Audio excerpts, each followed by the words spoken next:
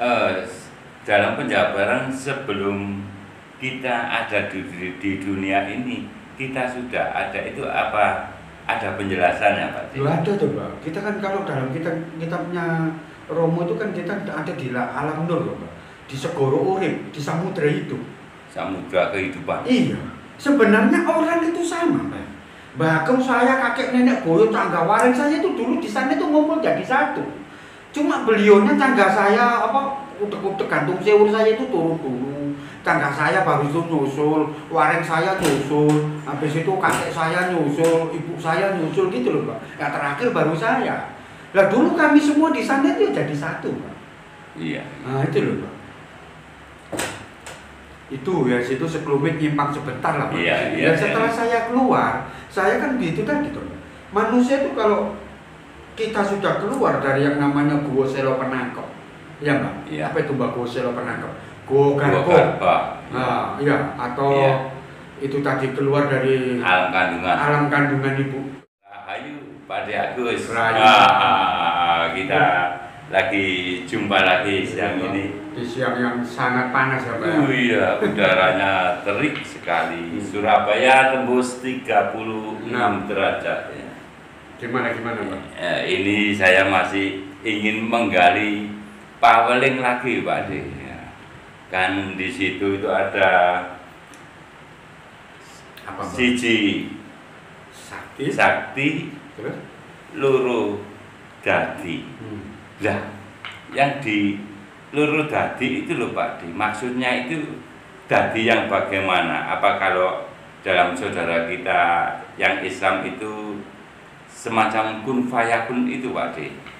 Apa dadinya itu ada versi lain lagi kalau menurut Ajaran Paweling. ajaran Pawelingnya Putra Romo itu Pak De? Iya. Tolong penjabarannya Pak De. Gitu ya, Pak. Iya. Saya jabarkan ya, Pak.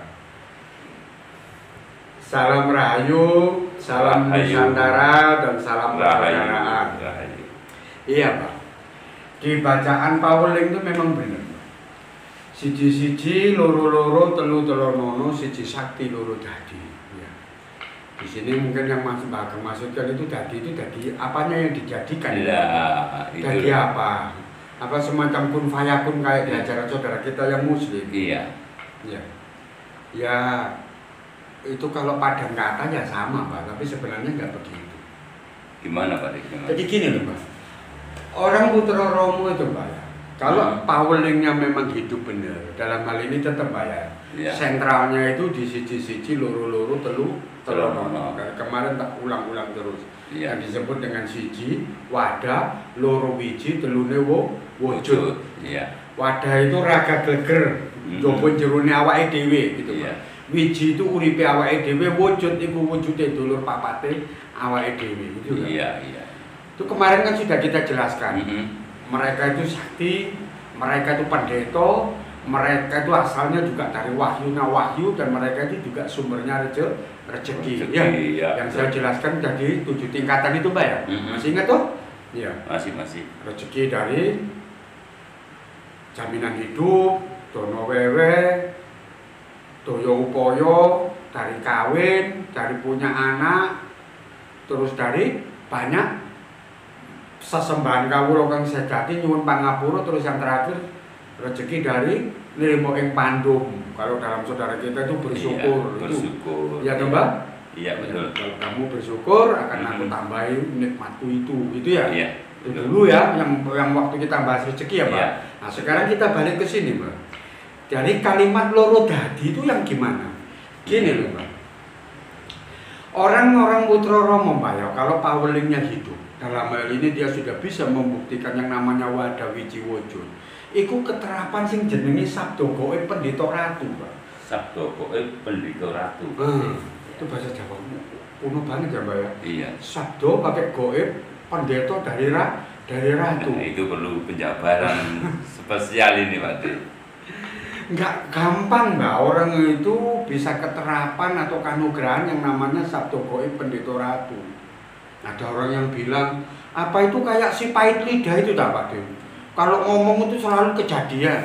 Bisa jadi Cuma saya si Pahit Lidah ini kan nggak ngerti Pak, itu kekuatan sumbernya dari mana, gitu ya Pak. Iya. Tapi kalau ini kan jelas yang jalan itu siapa, gitu ya. Dari kalimat yang kedua loro dadi itu Pak, kalau pawelingnya kekadangan atau orang-orang yang Putra Romo ya Pak, yang pawelingnya sudah betul-betul itu, beliau akan kanugerah yang namanya loro dadi atau sabdo goib pendeta ratu atau sabdo dadi. Itu maksudnya apa sih Pak? Apa yang beliau munajatkan? Nah, munajat ya Pak? Iya. Iya, kalau orang Islam bilangnya itu hujah. Hujah. Atau orang Jawa yang sekarang bilangnya itu panyuwunan. Panyuwunan. Wes sing gampang ae Pak kok sing Pak. Iya. Lek donga iku lho Mbak, akeh kabule timbangane enggak. Itu lho Mbak.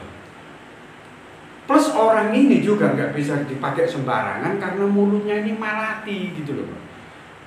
Namanya itu tadi Mbak yang disebut dengan loro dadi. Orang ini sudah pegangan yang namanya sabdo goib gitu loh Mbak.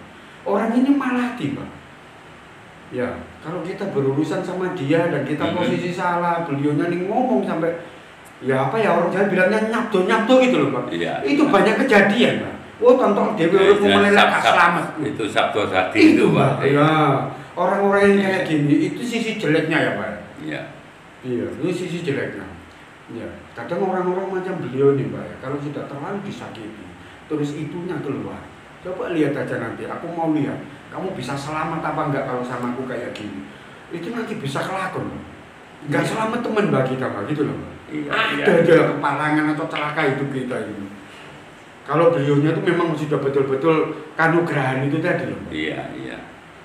Ya kalau kita ditanya Mbak, itu kalau gitu itu yang jalan siapa? Ya tetap orang empati itu Mbak. Ya, orang empati itu masih kan tetap orang empati itu Pak. Kan di dalam ajaran itu Mbak, kitab itu yang saya baca Mbak. Ya. Dulur papat ini kan Mbak ya. Sang Hyang Daono itu kan sing dadi pepadange jagat raya to Pak. Sang Hyang Daono ku sing kuwasa metengi, sing kuwasa madangi. Dadi peteng padange uripmu, iku apa jarene Sang Hyang Daono gitu loh. Iya. Lah Sang Hyang Maruta, ya saudara kita yang kedua. Iya Pak, yang angin ini Pak. Itu kan kuasane iku kan ngobahno sakawire barang sing ngono Pak. Baik iku sing berbentuk material maupun immaterial. Maksudnya makhluk gaib maupun makhluk yang nyata. Yang gerak, itu yang gerakan Sang Hyang Maruta Pak. Termasuk planet-planet berputar itu yang menggerakkan itu gitu loh. Iya. Semua semesta, semua benda yang ada di semesta, itu benda gaib maupun benda nyata itu yang menggerakkan Sang Hyang Maruta Pak. Lah itu loh Pak. Jadi kalau dia bilang, Mbah, tolong Mbah anak saya minggat Mbah, anak saya itu kena gini. Dengan Mbah Ageng minta tolong sama saudara kita yang satu ini tadi Mbah, anak itu bisa digerakkan untuk pulang ke rumah Mbah. Paham maksudnya Mbah? Paham. Kan seperti tadi yang saya bilang, bahwa semua yang ada, baik benda nyata maupun benda goib yang ada di alam semesta ini Mbah. Orang Jawa bilangnya itu sagung buwono kembar. Jagat alus lan jagat kasar. Iku makhluk iku sing ngobahno iku Sang Hyang Maruta. Sang Hyang Maruta begitu dahsyatnya Sang Hyang Maruta. Sang Maruta itu tadi, Mbak. Ya sudah terserah mau kita sebut rajanya angin bisa, Petoro Bayu juga terserah dengan apa itu termasuk juga yang istilahnya susuane angin. Susuane angin yang termasuk menggerakkan aliran darah kita itu kan ya itu, Mbak. Angin itu, Mbak. Yang mompa jantung kita ya itu. Yang bikin tangan kita gerak, yang bikin kepala kita geleng-geleng itu ya itu yang gerakkan. Iya. Ya itu loh. Karena kalau angin sudah tidak ada pada diri kita, ya mati. Otomatis kita sudah bleksek. Iya, mana ada mayat bergerak sendiri. Soalnya anginnya ini kan nyawa ini tadi loh, turun napas nupusnya atau napas hidup ini kan sudah keluar. Iya. Otomatis sudah tidak gerak. Iya. Nah ini Mbak. Terus yang ketiga Sang Hyang Tirta. Semua makhluk hidup yang ada di jagat raya ini Mbak, dan kitab itu disebutkan sakabehane makhluk urip sing ana nang jagat kembar, buwono kembar. Ya. Jagat nyata maupun tidak. Itu yang menghidupi ya Sang Hyang Tirta itu Mbak. Itu yang menghidupi. Sang Hyang Tirta. Iya. Tirta. Air. Jadi seger kewarasanmu, tenange batinmu, weninge pikiranmu, kecukupane rezekimu dan tetek bengek derajat kemuliaanmu itu ya Sang Hyang Maruta itu, Pak. Menurut kitab ini loh ya, Pak. Sayang Tirto. Sayang Tirto. Bukan Sang Hyang Maruta, maaf ya. Sudah tuh, Pak. Iya.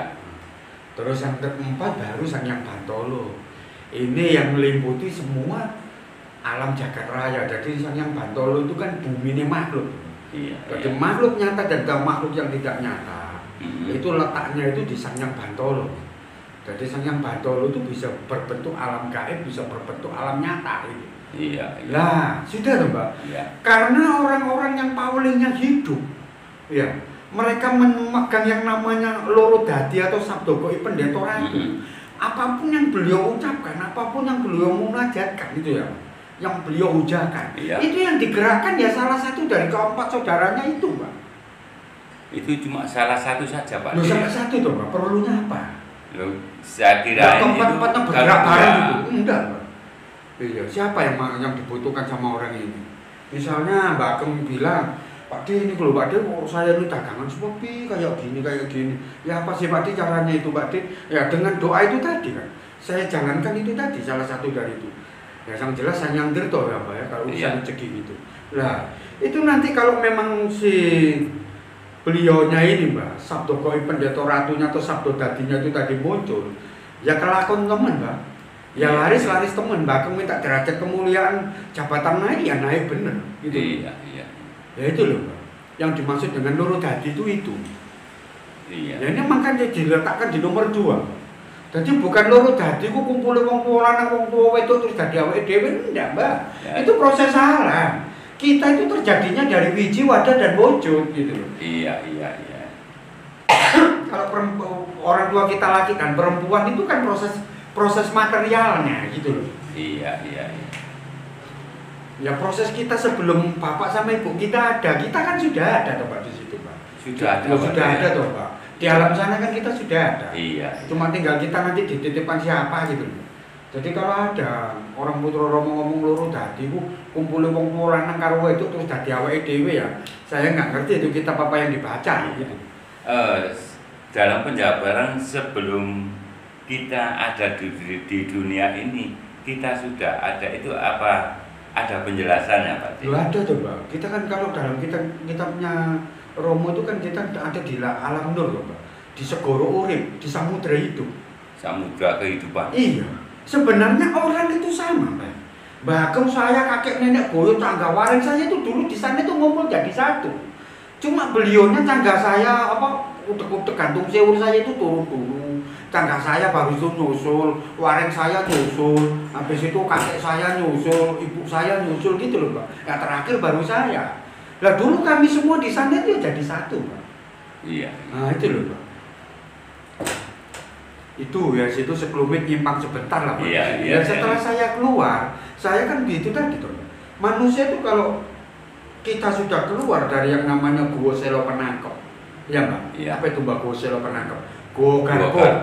Nah, iya. Atau itu tadi keluar dari alam kandungan ibu, ya. Iya. Lewat kelaminnya itu tadi yang disebut dengan Gua Selo Penangkep, ya, Pak. Iya. Gua Garbo. Lah di situ itu kan keempat saudara kita ini masuk, Pak.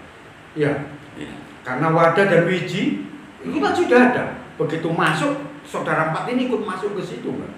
Nah itu, kita sudah disamoni itu, Mbak. Jadi kekuatan semesta itu sudah dititipkan kepada kita. Tinggal bagaimana caranya kita ndadekno. Lah itu yang bener, Mbak. Ya apa caranya ngomong ngamu sok landep. Ya apa caranya kok ndadekno iku, Mas? Iya, betul. Apa sih Mbak Suwun itu mesti kelakon. Nah itu ya. Meskipun ya Mbak ya, meskipun ada orang yang ngomong gini loh Pak D, sewali-walinya orang, senabi-nabinya orang, dulu saya pernah ditanya gitu Mbak. Iya. Putra Romonya kita, apa semaharesinya orang ya Pak D ya. Iya. Kadang-kala kita ini kan nggak selalu tuh Pak D, sabdo goib atau sabdo dadi kita itu selalu terlaksana. Iya, memang iya. Tapi di antara 100 yang enggak mungkin cuma 5, cuma 7. Tapi kalau orang nggak punya sabdo goib pendeta ratu, berdoa 100 kali, yang nggak jadi itu 99,1. Yang jadi itu setengah itu pun ya hampir nggak jadi. Iya. Paham maksud saya, Pak? Paham. Orang yang punya sabda gaib, Mbak. Ya beliaunya disuruh berdoa 25 kali, yang nggak jadi mungkin 2-3 kali, Mbak. Selebihnya jadi semua. Tapi kalau Mbak Ageng sama saya, ya mohon maaf, 20 kali kita berdoa munajat, yang jadi mungkin cuma 2 atau 3. Yang 17-nya amsong semua. Nggak kelerok semua. Iya. Itu bedanya, Mbak. Iya. Sak Jawa begitu. Iya. Terus tanya, loh Pak De, kalau seperti itu, terus apa gunanya Pak De sabda gaib? Nah, gini, Mbak. Yang namanya orang munajat atau menjalankan yang namanya sabda gaib pendeta ratu, itu kan tidak pernah bisa melangkahi yang namanya 3 hal, loh, Pak. Ya. Dalam hal ini 3 hal. Yang namanya munajat atau orang berdoa, itu kan mesti dihukumi dari siji-siji, loro-loro, telu-telu, balik ke sini lagi, Pak. Iya. Apa itu? Sabda gaib itu langsung dikabul, Pak. Ya, Pak. Iya. Yang kedua, sabda gaib iki mang gak dikabulno saiki ditunda, Pak. Tapi kok dikabulno, tapi gak saiki, Pak, ditunda sih. Mbok kok digawe 3 wulan kas baru kelakon, mbok setahun kas 2 tahun kas baru kelakon. Sering ya, Pak? Iya. Ini loh Pak De, doa saya yang 2 tahun yang lalu ternyata dikabulkan oleh Allah Subhanahu wa taala hari ini mungkin sabda yang kedua ini, Pak. Bahkan sering berdoa kayak gini. Iya Pak De, ini dulu yang saya minta terus dari dulu sekarang ini baru saya dikabulkan Pak De. Terlaksana saya bisa datang ke sini. Lah ini sabda yang kedua ini, Pak. Iya. Sabda gaib yang tidak langsung dikabulkan tapi ditunda. Ya. Terus yang ketiga, Pak, ada sabda gaib ini yang sama sekali nggak dikabulkan, Pak. Sampai kapan, Bu? Loh padahal sudah pegangan sabda gaib belum, Pak? Iya. Tapi nggak dikabulkan. Nah, jadi paham ya, Mbak? Ya. Ada sabda gaib itu yang langsung dikabulkan, ada yang ditunda, nggak dikabulkan sekarang tapi dikabulkan nanti. Ada yang ketiga ini sama sekali nggak dikabulkan, Pak. Meskipun diulangi lagi kita berdoa kayak gitu tetap, Pak. Iki pandungoku sih nggak tahu dituruti. Ket biar aku kepingin koyong ini tapi sampai saiki gak keturutan. Nah ini, Pak. Iya. Ini ada sabda gaib yang sama sekali tidak dikabulkan. Jadi tidak semua doa kita itu bisa terkabul. Iya, Pak. Meskipun orang ini punya sabda gaib pendeta ratu, Iya, gitu loh, iya. Pak. Atau sabda dadi itu kan. Jadi apa mungkin ada Sesuatu yang salah gitu.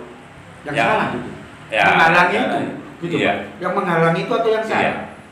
Enggak, Pak. Itu masih ada gini loh. Saya senang sama Mbak Ageng. Bisa ngimbangi apa yang saya utarakan.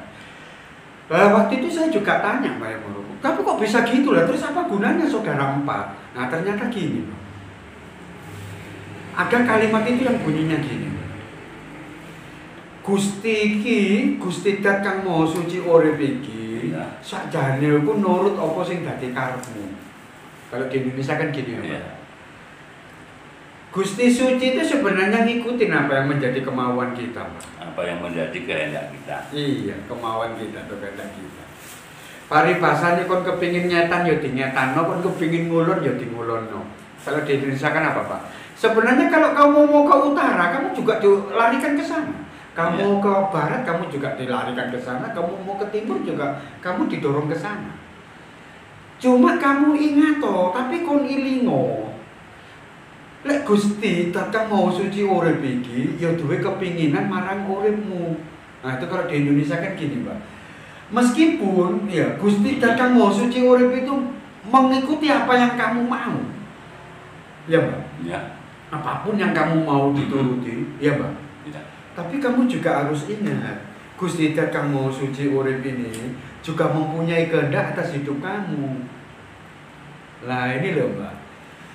Makanya orang-orang yang Putra Romo sejati, Mbak ya, kalau beliaunya sudah pegang kitab ini, sudah sadar, Mbak, beliaunya nggak akan bertanya, Mbak, kok sabda gaibku saiki tambah kedul yo. Nah, ada ya, Pak, teman kita yang gitu ya, Pak. Iya. Aku bener ngomong mandi landep saiki kok tambah kedul. Wah, paling pikiran kok kebingungan aja. Ya nggak bisa begitu, berarti belum ngerti Mbak tatanan itu. Enggak. Nggak ada istilahnya sabda gaib itu ketul turun, nggak tajam lagi, enggak. Selama dia nggak melakukan perbuatan yang melanggar itu loh, Pak. Ngotorin dirinya loh, Pak. Nggak melanggar ponco gaib, ponco lakunya loh, Pak. Ya. Nah itu tadi, Pak.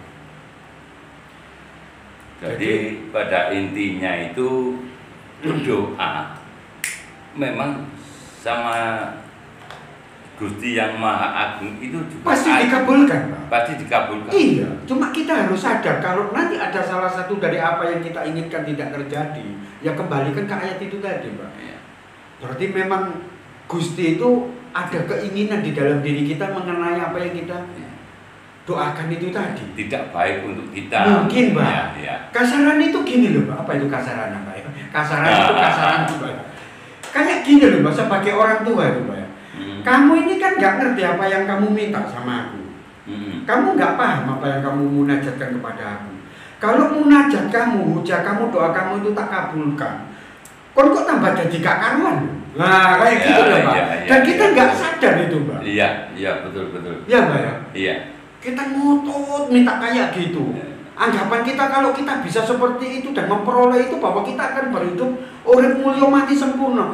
Padahal kalau itu diturutin bener, Mbak, sama Gusti Dat kan mau suci urip, belum tentu loh, Mbak, kita nggak hancur dari permintaan itu. Ibaratnya seperti anak kecil minta pada orang tuanya berikan mercon. Ada anak kecil kok minta uang 500 juta, wis nggak usah banyak-banyak. Ada anak kecil kok anak SD kelas 6 minta uang sampai 3 juta. Lah memang anak ini ngerti uang ini dipakai untuk apa? Lah ini loh, Mbak, kan tambah nggak karuan gitu loh, Mbak. Iya. Ya sama dengan Bagong tadi. Anak usia 3 tahun kok dikasih mainan mercon, apalagi merconnya nggak mercon kecil. Nah ini ya bisa membahayakan dirinya sendiri. Nah itu loh, Mbak. Iya. Jadi kalau kamu tidak dikasih, nah ini, Mbak ya, ini seru ini, Mbak ya. Saya jadi ingat dulu waktu di Pondok Baitul Dakwah Wal Ilmi, Mbak ya, di Romo Ajeng. Ada salah satu dari sahabatnya Rasulullah, Mbak ya. Kita lagi ke situ sedikit, Mbak ya, pakai selingan ya. Biar saudara kita yang muslim juga tahu ya. Iya. Ada salah satu dari 4 sahabat ini, Mbak. Khalifatur Rasyidin, ya. Abu Bakar, Umar, Utsman atau Ali, saya lupa, Mbak. Kalau nggak salah itu Umar.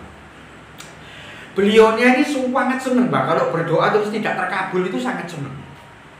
Malah mengucapkan alhamdulillah kalau doanya ini nggak terkabul. Malah tambah gembira. Tambah gembira kalau doanya nggak terkabul. Bahkan kalau mas saya kalau doa nggak terkabul, ya Allah ini kurangnya apa kan gitu. Tapi iya saya ingat itu saya dinaungan, Mbak. Kalau nggak clear ya, Mbak. Saya ingat saya dinaungan.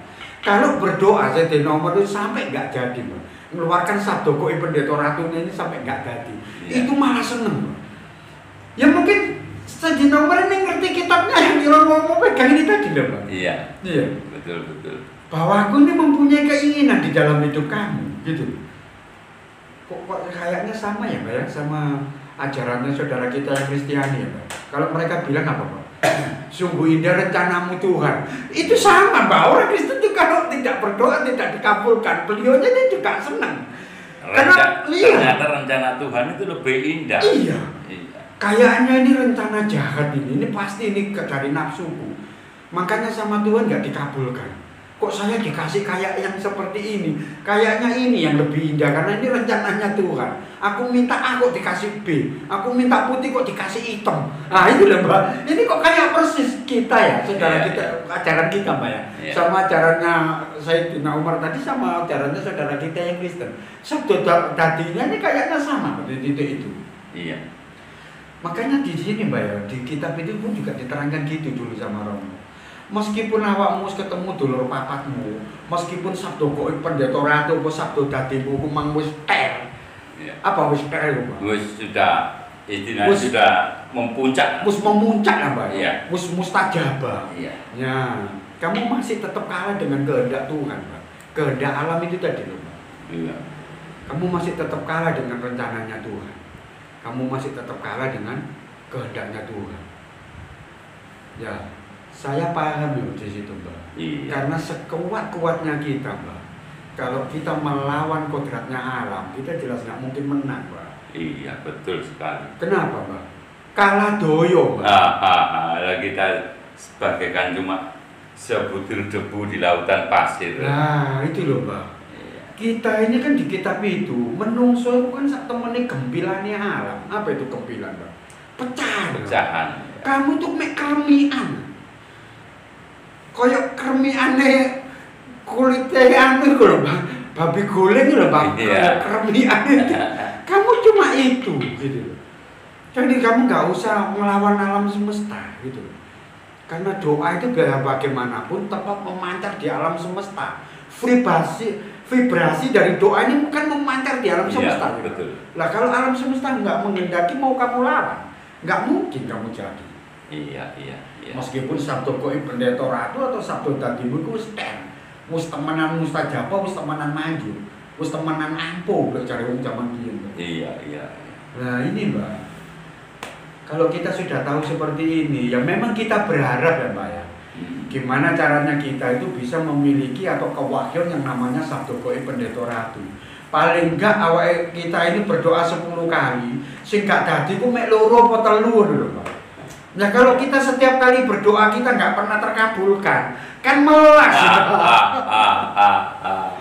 Masuk kon niku ndonga kebiyen sampai saiki opo sing Mbak kepingin gak tau kelakon. Kok melas banget gitu loh Pak. Kok nelongso banget uripmu iki. Apa kakek reget apa piye ngono? Iya, Pak. Jarimu kon sering sembayang bengi, jarimu kon sering koyo ngene. Tapi kon kok koyo ngene terus kan lain itu. Doamu itu kok gak ono sing dianu lah ini Mbak. Kita jangan menghindari itu, Pak. Ya jangan sampai lah Mbak kita seperti itu ya, Mbak. Betul. Meskipun kita tahu nggak mungkin kita bisa melawan alam. Apa kalau kita minta meskipun sabdo gaib itu sampai memuncak pasti jadi seperti itu, ya belum tentu. Balik ke ini tadi tuh langsung dikabulkan, ditunda atau tidak dikabulkan sama sekali. Wes itu. Dan harus kita ingat ya, sabdo gaib itu masih tetap kalah dengan kehendak Tuhan. Karena rencana Tuhan itu jauh lebih indah, Pak. Yang gak indah itu kan rencananya tonggomu karo koncomu. Percaya aja Pak kita sama rencana Tuhan, Pak. Sudah pasti yang terindah. Itu. Gimana, Pak? Asik sekali, Pak. Dapat ya, Pak. Istilahnya yang loro dadi, ya larinya ternyata yaitu ke situ tadi, Pak. Dalam sabdo dadi, sabdo pandita ratu. Iya, Pak, benar. Istilahnya itu kan ya macam-macam ya. Ada yang mengatakan si pahit lidah. Iya. Ada yang bilang orang ini sudah pegang kunnya, sudah ketemu kunnya, gitu ya, Mbak. Iya. Tapi yang jelas seperti itu, Mbak. Iya, loro dadi itu maksudnya, Pak. Iya. Gak ada hubungannya dengan si pahit lidah atau apa itu enggak. Iya. Gimana, Pak? Paham sekali, Pak. Semoga saudara-saudara kita nantinya juga bisa memahami apa yang menjadi penjabaran Pak Dik Agus. Iya. Terima kasih Pak Dik. Iya, Mbak. Rahayu. Rahayu, Mbak. Rahayu.